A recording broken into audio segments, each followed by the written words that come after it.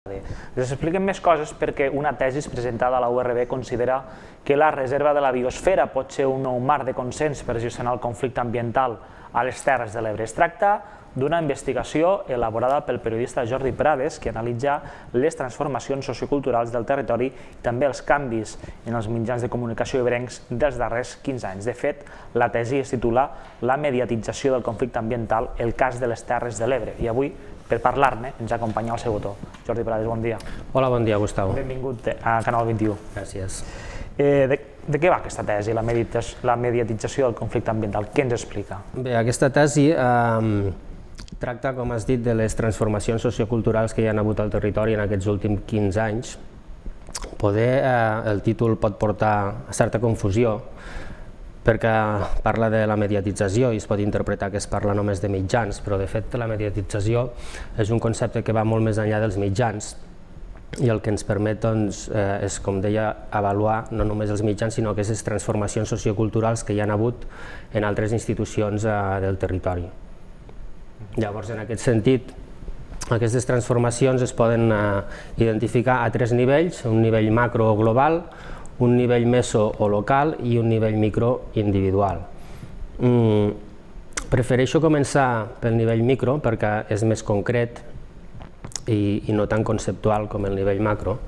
Llavors, a nivell micro sí que em refereixo bastant directament a aquestes transformacions a què et referies en els mitjans de comunicació. Com tu saps, des de 2000 fins avui al territori, arran de la crisi, hi ha hagut una intensa modificació del panorama comunicatiu, tant a nivell del nombre de mitjans com al nivell de professionals que treballen en aquests mitjans, i la irrupció de les noves tecnologies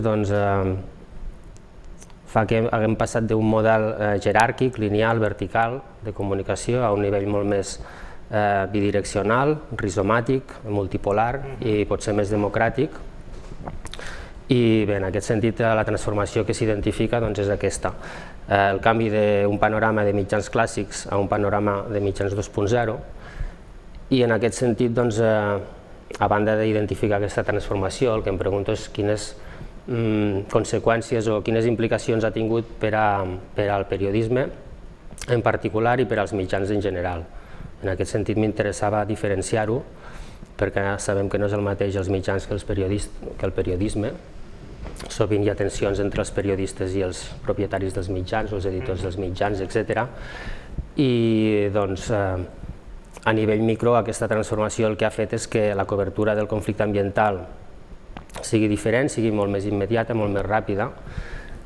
I del que es tractava també en aquesta tesi era d'identificar factors d'intractabilitat del conflicte ambiental o factors que fan més difícil la resolució del conflicte ambiental, i en aquest sentit aquesta immediatesa pot ser un factor d'intractabilitat perquè resta temps tant al periodista com per a tractar temes en profunditat, com per a l'audiència per digerir aquests temes. Per assimilar aquests temes. Exacte. Que moltes vegades són temes molt complexos, molt complicats. Parlem del conflicte ambiental que esclata a les Terres de l'Ebre cap a l'any 2000, fa 15 anys, per tant, per la confluència de tres projectes, bàsicament, no? O tres realitats diferents, no? Aigua, energia i... Bàsicament són aigua i energia. L'aigua està clar que el mòbil o l'origen del conflicte està en el projecte del transvasament. En el tema de l'energia intervenen diferents factors i un d'ells és el de la pròpia generació energètica, sigui nuclear, sigui renovable, en aquest cas eòlica. Són els tres casos que he triat per analitzar: aigua, nuclear i eòlica, tot i que, com sabem, al territori hi ha molts altres conflictes que haurien pogut ser també objecte d'estudi, que apareixen tangencialment a la tesi, com per exemple el cas Castor, com per exemple les espècies invasores, caragol, poma, silur, etc., com per exemple projectes d'abocadors, etc. Jo he triat aquests tres temes perquè coincideixen en l'espai i en el temps, perquè tots tres generen una forta capacitat de mobilització social i perquè utilitzen també o conflueixen els tres moviments, tot i no tenir una estratègia predefinida, clara i volguda d'actuar conjuntament, sí que es donen suport en moments puntuals. En algun moment sí que arriben a coincidir en manifestacions en contra dels projectes. Sí, coincideixen tant a Barcelona com a Mora, com en diferents llocs. Hi havia precedents moviments socials o moviments ecologistes, la lluita antinuclear, la lluita contra el minitransvasament a Tarragona, però hi ha un salt de qualitat. Què és el que passa perquè hi hagi aquest salt qualitatiu? Crec que el punt d'inflexió, que és el que jo començo a estudiar amb aquesta tesi, tot i que també presento els antecedents de cada cas, com dius, en el cas de l'aigua hi havia el minitransvasament, en el cas nuclear hi havia també la lluita contra les centrals en el primer període, i aquí sí que vull destacar que les Terres de l'Ebre s'han de sentir orgulloses o estan honorades pel fet que l'ecologisme polític en realitat a Catalunya i a tot l'estat espanyol neix a escó a partir de la lluita contra les centrals. I en el cas de l'energia eòlica els antecedents són molt més limitats, evidentment, perquè és una tecnologia nova, innovadora, que es comença a implantar cap als 80. La diferència és que en aquella època es va instal·lar al territori com a frame de consens. No hi va haver protestes quan es van instal·lar les primeres centrals al Perelló, per exemple, o aquí a Tortosa. I després, per la irrupció d'un munt de propostes dels promotors eòlics, aquest frame inicial de consens va variar a un frame de conflicte. Llavors, són diferents escenaris que es van combinant en forma d'antecedents als que et referies. En aquesta època coincideix a més en que jo crec que hi ha factors importants des del punt de vista mediàtic, que hi ha mitjans de comunicació propis del territori, per primera vegada després de la guerra, corresponsals de mitjans forans i també periodistes professionals, és a dir, que surten de les facultats de periodisme. Potser s'ha de tenir en compte amb aquesta realitat mediàtica per entendre l'èxit dels moviments socials. Sí, evidentment els mitjans van jugar un paper fonamental en el que és la construcció del conflicte i també en la projecció de les Terres de l'Ebre a nivell de Catalunya i la creació d'aquesta consciència de que les Terres de l'Ebre també eren Catalunya i que aquí ens estàvem jugant un recurs molt important no només per al territori sinó per a tot el país. Segurament aquesta eclosió de mitjans estava afavorida pel moment econòmic de l'època i també per l'actualitat, perquè eren temes tant el del transvasament com el nuclear que estaven en la portada de molts mitjans d'abast nacional, no només a la premsa sinó també en televisió, etc. Però com deia, la mediatització va més enllà dels mitjans i jo no m'he volgut centrar tant en els mitjans com en el periodisme. I en aquest sentit ja comentava abans les implicacions que tenia aquest salt dels mitjans clàssics als 2.0 per a la cobertura del conflicte ambiental. També les plataformes, els moviments socials passen per davant dels partits polítics, passen per davant dels grups ecologistes. A la tesi crec que parles de la voluntat de més participació ciutadana. Els moviments socials és una de les coses que reclamaven, que se'ls tingués en compte. Sí, fins ara hem estat parlant de periodisme i comunicació a nivell micro, aquí estaríem ja fent el salt cap al nivell macro més aviat, en el sentit de que les demandes de les plataformes van més enllà del concepte hegemònic o tradicional del desenvolupament sostenible i incorporen altres significats amb aquest concepte de desenvolupament sostenible que és el que reprodueix la reserva de la biosfera. I aquests significats conflueixen en un concepte que es diu justícia ambiental, que va més enllà, com dic, del desenvolupament sostenible i que es refereix a la possibilitat d'accedir a la informació ambiental per a tenir informació i poder després participar, a la possibilitat de participar efectivament, no només instrumentalment, diguéssim, i en el cas de que durant aquest procés de participació els drets que tenim es vegin vulnerats, a la possibilitat d'accedir a la justícia ambiental. Per tant, la justícia ambiental, com dic, que va més enllà del desenvolupament sostenible, incorpora aquestes demandes de les plataformes en el sentit d'accedir a la informació, a la participació i a la justícia. Certament no és que la incorporació d'aquestes tres demandes al significat del desenvolupament sostenible sigui sempre efectiva. Per tant, cal avançar molt encara en aquests temes. Comença a parlar de nova cultura de l'aigua, nova cultura de l'energia, per contrarrestar també una mica el discurs que acusava les plataformes d'estar en contra de tot, de ser els de la cultura del no.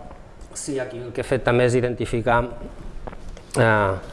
com aquestes noves cultures apareixen en contraposició a aquestes acusacions de la cultura del no i incorporen missatges propositius, per tant no són simplement una cultura del no que es pugui atribuir a l'efecte NIMBY, l'efecte de no voler les instal·lacions a prop de casa teva, aquestes instal·lacions conflictives com puguin ser les nuclears o els molins. I aquestes noves cultures de l'aigua, de l'energia, del territori, del paisatge, de la pau, el que fan és aportar nous significats també amb aquest nou concepte de desenvolupament sostenible i amb aquest marc de consens que es pot crear que va més enllà de la cultura del no.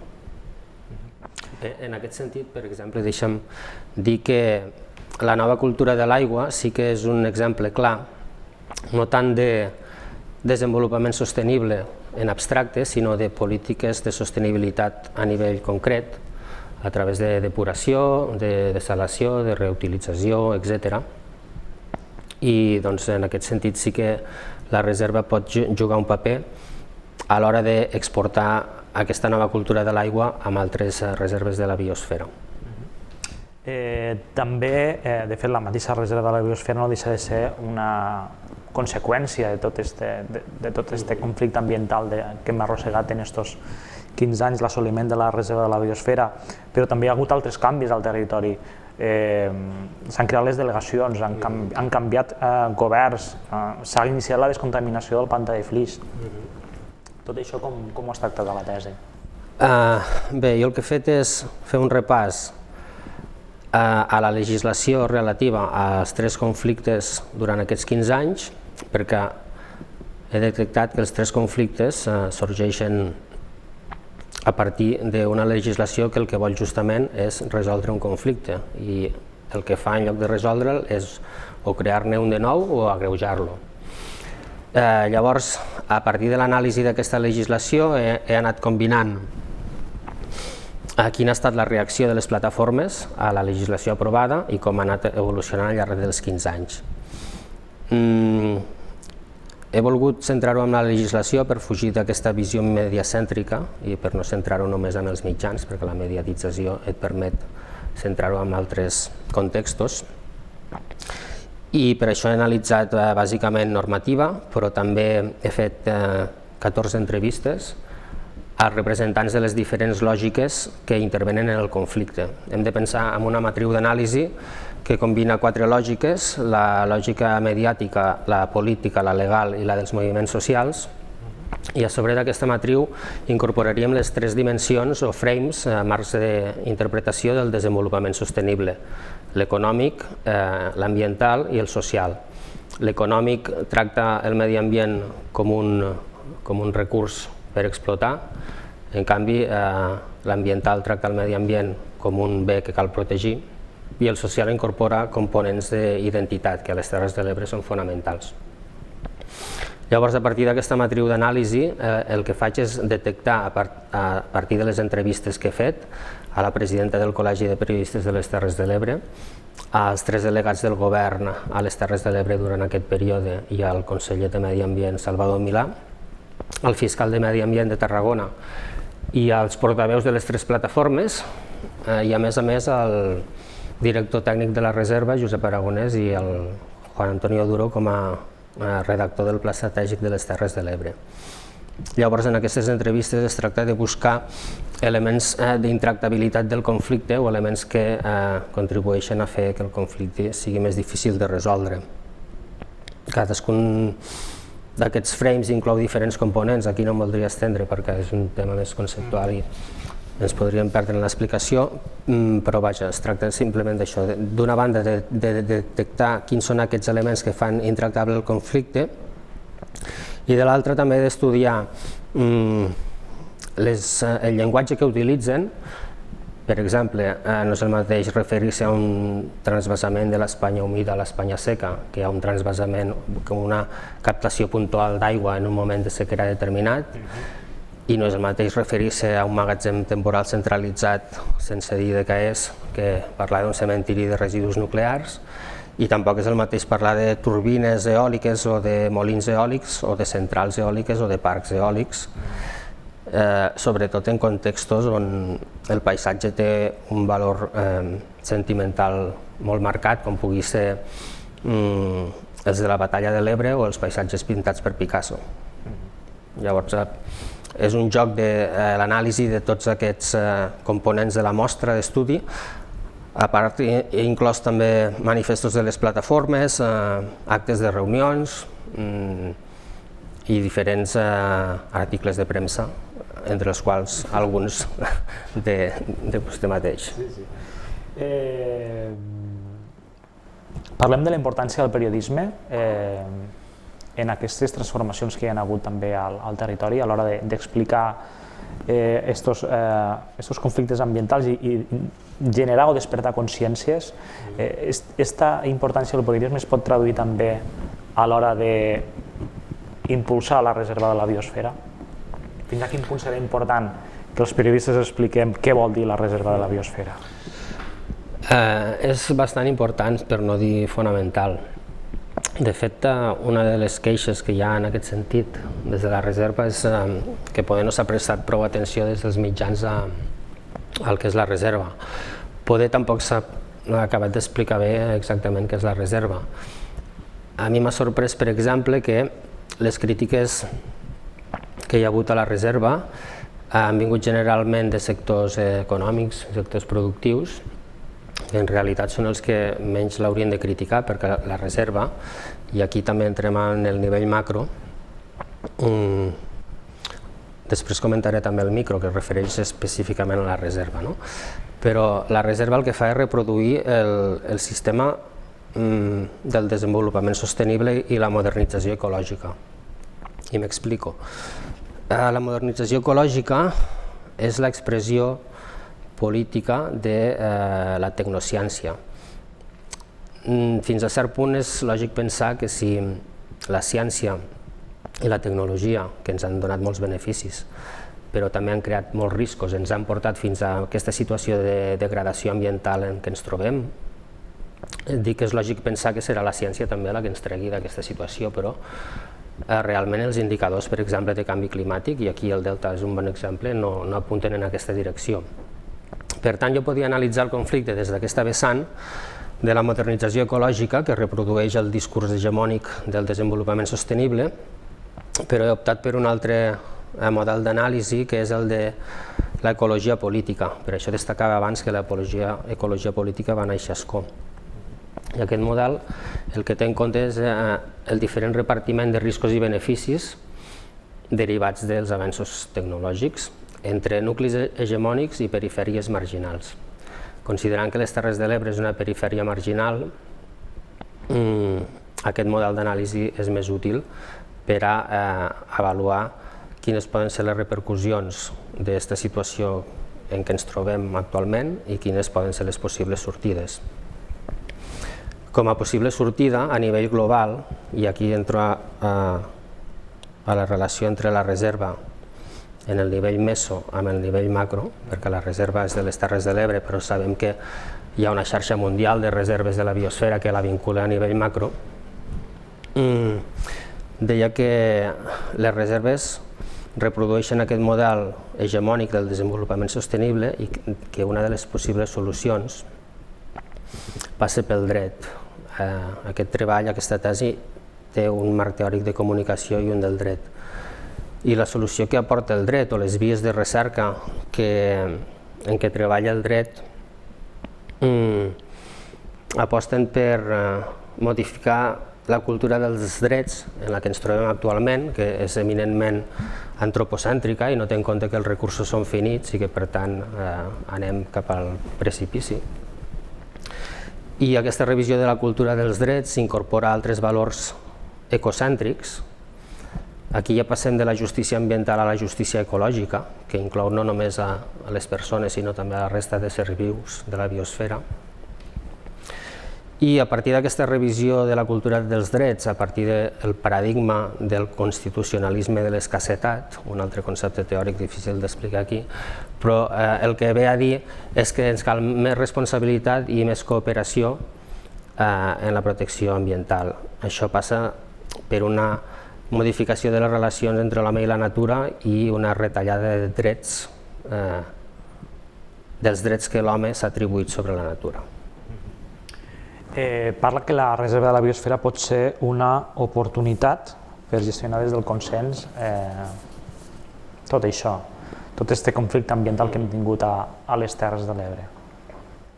Sí, fins a cert punt, amb aquesta interrelació de nivell meso-macro,